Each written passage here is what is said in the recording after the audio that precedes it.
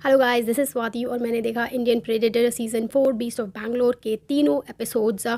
ये उस दरिंदे की कहानी है जो बड़ी बेफिक्री से बैंगलोर की गलियों में घूमता रहता था। उसका जिस भी महिला पर मन आए, जिस भी घर पर दिल हो, उसका दरवाज़ा खटखटाता था। जो भी महिला बाहर आती थी उसको उसी के घर में खींचकर अपनी वहशत का शिकार बनाता था।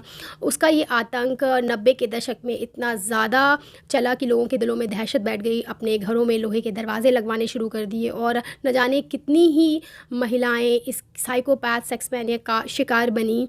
और आपको जानकर ये आश्चर्य होगा कि ये कॉप टर्न सीरियल किलर था और बार बार पकड़ा भी जाता था, बट किसी तरीके से ये पुलिस के चुंगल से निकल जाता था। और ऐसा इसने लगभग 5 बार किया।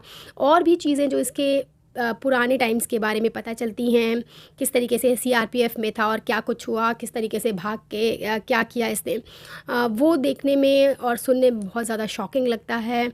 और आप विश्वास मानिए कि जब इसके बारे में पहली बार पता चला और उसके बाद जब 2011 तक इसको फाइनल इसके लिए वर्डिक्ट आया, तब तक ये ऑन एंड ऑफ बाहर जाता रहा। तो आप सोचिए, इस तरीके का इंसान जब सड़कों पे घूम रहा है तो कितने सेफ़ हैं लोग, घर के अंदर तक भी सेफ़ नहीं थे।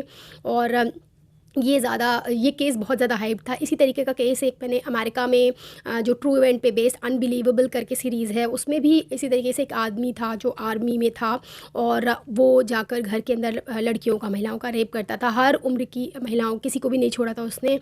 और बहुत ज़्यादा सिमिलर केस है और मेरे लिए बहुत शॉकिंग है कि इंडिया में और अमेरिका में दो कोनों में एक ही तरीके के केस आपको देखने को मिलते हैं। और इंटर पुलिस स्टेशन, वो भी इसी टाइम का था केस। और इंटर पुलिस स्टेशन कन्वर्सेशन नहीं थी कि मतलब दो पुलिस स्टेशन में बात नहीं होती थी, उसी का फ़ायदा उठाता था वो भी और ये भी, क्योंकि अलग अलग जगहों को बदलता रहता था ये, जिससे ये पकड़ा ना जाए।